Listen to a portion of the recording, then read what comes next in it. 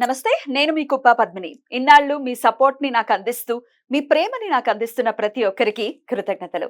ఇప్పుడు చూడబోతున్న ఈ వీడియో కూడా ఖచ్చితంగా మీకు ఉపయోగపడుతుంది.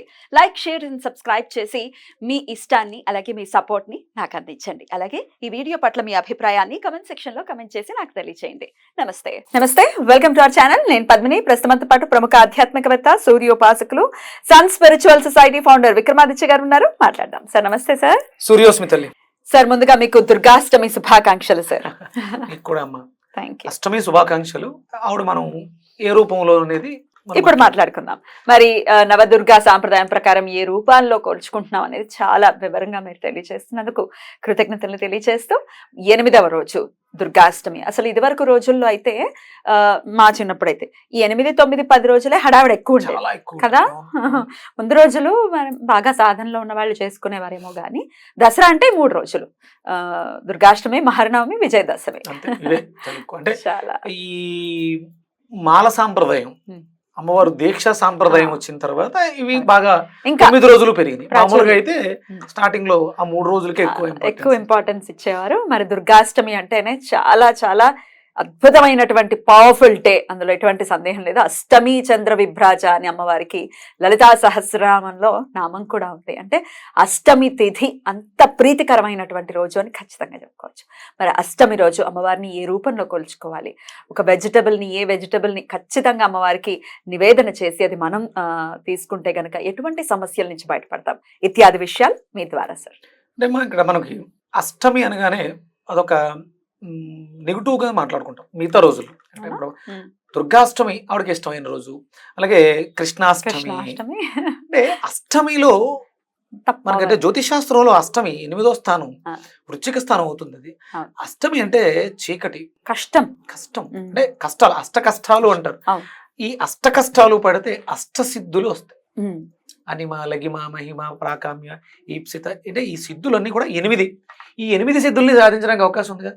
ఎందుకంత బ్యాడ్ అవుతుంది? ఇదే పవర్ఫుల్. ఇక్కడ నువ్వు పర్ఫెక్ట్ గా ప్రజెంట్ చెయ్యగలిగితే నీలో నిద్రాణంగా ఉన్నటువంటి శక్తులు ప్రతి మనిషి జీవితంలో, ప్రతి మనిషిలో కూడా ఎక్కడో లేవు, స్త్రీ పురుష బయట ఎక్కడో ఏమి లేవు, A to Z మన లోపలే ఉన్నాయి. తెలుసుకుని బయటకు తీసేవా? నిద్ర లేపాలంతే, అంతే. అది తెలియకే ఆ సాధన. మామూలుగా అయితే మనిషి ఇది నార్మల్గా లివింగ్ జీవితాన్ని గడిపేస్తుంటే, కొంచెం ఉన్నతంగా సాధన చేస్తే జ్ఞానవంతుడైతే మనిషే మనీషి అవుతాడు. అంటే తనలో అద్భుతమైనటువంటి జ్ఞానం వృద్ధి చెందింది. అప్పుడు అస్త్రం తెలిసింది. నీ దగ్గర ఉన్నటువంటి 8 అస్త్రాలు ఉన్నాయి. దేన్ని వాడితే నువ్వు అనుకున్నటువంటి సమస్యల నుంచి బయటపడతావు. సాధారణం, అసాధారణం. సాధారణం సామాన్యంగా ఉంటుంది, అసాధారణం ఇక్కడ ఆవిడ ఇప్పుడు ఉన్నటువంటి రూపం ఏంటి? గౌరీ. మామూలుగా మనం రోజు చేసుకున్నటువంటి గౌరీ, సాధారణంగా చిన్న చిన్న కోరికలు ఇంట్లో వచ్చే చిన్న చిన్న వాటికి. ఇప్పుడు ఆవిడ మహాగౌరీ. మహా అంటే అద్భుతమైనటువంటిది, వర్ణించలేము. ఇంకా వ్యాప్తి చెంది ఉంది, పెద్దది, ఎక్కువ. మహాకి మహా గొప్పలే, అంటే గొప్ప, మహా గొప్పలే ఎంత నిగూఢంగా పెట్టారు చూడండి శాస్త్రాన్ని. ఇక్కడ మనం ఆ గౌరీనే ఈ సందర్భంలో మహాగౌరిగా, అమ్మ ఇక మా జీవితాలు నీ చెంతలో ఉన్నాయి, మాలో నిద్రావస్థలో ఉన్నటువంటి శక్తులని నిద్రలేపు, తద్వారా మేము యుద్ధం చేయడానికి వెళ్తున్నాం. ఎవరు చేస్తున్నారు? ఆవిడ వచ్చి అని చేస్తుంది. మనకి మనతో యుద్ధం చేయిస్తుంది, మనల్ని తయారు చేస్తుంది. కామ, క్రోధ, లోభ, మోహ, మదమత్స్యాలు అనేటువంటి మహిషాసురుడిని మర్దిస్తుంది. అప్పుడు ప్రశాంతత ఏర్పడుతుంది. అప్పుడు మనకి లోకోపకారం జరుగుతుంది. అంటే లోకానికి ఉపకారం చేయడం కోసం అమ్మవారు ఈ 9 రోజులు ఆ శక్తితో మనల్ని నింపుతుంది. జాగరూకతతో ఉండండి. అంటే జీవితం అంతా ఎలా గడిపేసాం, సంవత్సరం అంతా ఎలాగో గడిపేసాం. ఈ 9 రోజులు అయినా కొంచెం శ్రద్ధగా, దీక్షగా, దక్షతతో ఉంటే దాక్షాయని అయింది, కృతజ్ఞతతో ఉంటే కాత్యాయని. అవన్నీ మనలో కురిపిస్తుంది. మనం అప్పుడు ఎలాంటి కష్టాలు లేకుండా అష్ట కష్టాల నుంచి బయటపడడానికి మహాగౌరి యాదేవి సర్వభూతేషు మహాగౌరి రూపేణ సంస్థిత. నమస్తస్యై నమస్తస్యై నమస్తస్యై నమో నమః. బ్యూటిఫుల్. ఈ నామాన్ని చక్కగా జపించుకోవచ్చు. ఎలాగో దుర్గాష్టమి అంటే దుర్గాదేవిని ఆరాధన చేసుకుంటారు, దుర్గాదేవిని మహాగౌరిగా చేసుకుంటూ ఈ నామాన్ని చేసుకోమని చెప్తున్నారు. రైట్. అయితే ఇక ఈ సమస్య ఆ సమస్య అని కాదు, ఎటువంటి సమస్య లేకుండా ఉంటుందని ఖచ్చితంగా చెప్పండి. 100% అసలు సమస్య లేదు. సమస్య సమస్య లేదు. ఎలాంటి సమస్యనైనా సరే ఎదుర్కొనే శక్తి మనలో అద్భుతంగా మనలోనే ఉంది. ప్రతి వ్యక్తిలో తాళం చెవి తయారైన తర్వాత తాళం కప్పు తయారైంది. తీడు ఓపెన్ చేయడం ఈజీయే కదా. సమస్యకి కారణం మీరే, పరిష్కారానికి కారణం కూడా మీరే. గురువో లేకపోతే వ్యక్తో, విక్రమాదిత్యో, ఇంకొకళ్ళు టార్చ్ లైట్, ఒక కాంతి అంతే.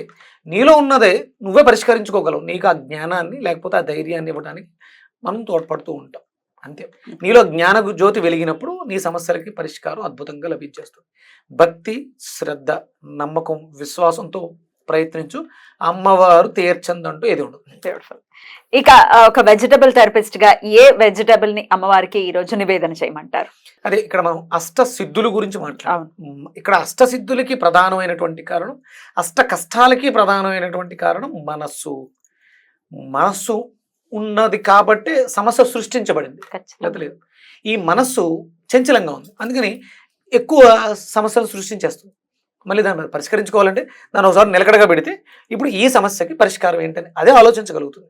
దాన్ని మనం నియంత్రించడానికే మనం వెజిటేబుల్ థెరపీలో పొట్లకాయని ప్రసాదంగా అమ్మవారికి నివేదన చేస్తూ దాంట్లో కొంచెం పుదీనా ఆకులు వేసి, కొంచెం చిన్న అల్లం ముక్క, మిరియాల పొడి వేసి అమ్మవారికి నివేదన చేసి జ్యూస్ రూపంలో లేదంటే మీరు ముక్కలుగా కూడా ఆవిడ ఎలాగో శాకాంబరి, వాటికి ఆవిడే కారణం కాబట్టి దాన్ని నివేదన చేసాం.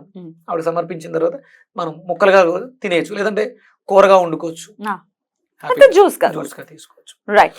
సో ఇది కనుక చేస్తే ఖచ్చితంగా అష్ట కష్టాల నుంచి కూడా బయటపడేటటువంటి. అష్ట కష్టాల్లో మొదటి కష్టం ఏంటో తెలిసే, నిద్ర పట్టకపోవడం. అవునండి బాబు, అదే ప్రధానమైనటువంటి కష్టాలన్నీ ఎలా ఉన్నా పర్లేదు, కష్టం వల్ల నిద్ర పట్టట్లేదు అంటాం కదా, అది ముందు ఫస్ట్ నిద్ర పడుతుంది. నిద్ర పడితే ఆలోచన సక్రమంలో పడుతుంది. చాలా సమస్యలకు పరిష్కారం నిద్రలో, చాలా సమస్యలకు పరిష్కారం నిద్రలో జరిగిపోతే తెలుసా. నిద్రపోతే, ప్రశాంతంగా నిద్రపోతే నీ సమస్యలకు అన్నిటికీ పరిష్కారం లభిస్తుంది. సమస్యలు ఉంటే నిద్రే రాదు కదా, అదే ప్రాబ్లం. ఇక్కడ మనం దాన్ని తేవడం కోసం ఇక్కడ మనం పొట్లకాయని వాడతాం. పొట్లకాయ వాడితే మంచి నిద్ర వస్తుంది. నిద్ర వస్తే సమస్యకి పరిష్కారం నిద్రలో, కలలో దొరికేస్తుంది. సుప్త శాప్తనావస్థక మనస్సు అంటాం. ప్రధానమైనటువంటి సమస్య నిద్ర. అంటే కష్టాలు ఉన్నప్పుడు 100% నిద్ర పట్టదు. నువ్వు నిద్ర పోగలిగావంటే ఆటోమేటిక్గా నీ అన్ని సమస్యలకి A to Z ఇది అది అనేది నువ్వు దేన్నైనా సరే సాధించగలుగుతావు నిద్రపోయినప్పుడు. నిద్ర పట్టడానికి అప్పుడు ఓన్లీ ఇదేదో దుర్గాష్టమి నాడు చేసుకోవాలి అది ఇది, ఇన్సోమేనియాతో బాధపడే వాళ్ళకి కూడా పొట్లకాయ పనిచేస్తుంది, అద్భుతంగా పనిచేస్తుంది. మనస్సుని నియంత్రిస్తుంది. మనస్సు ఎప్పుడైతే నియంత్రించబడుతుందో ఆలోచన బాగుంటుంది.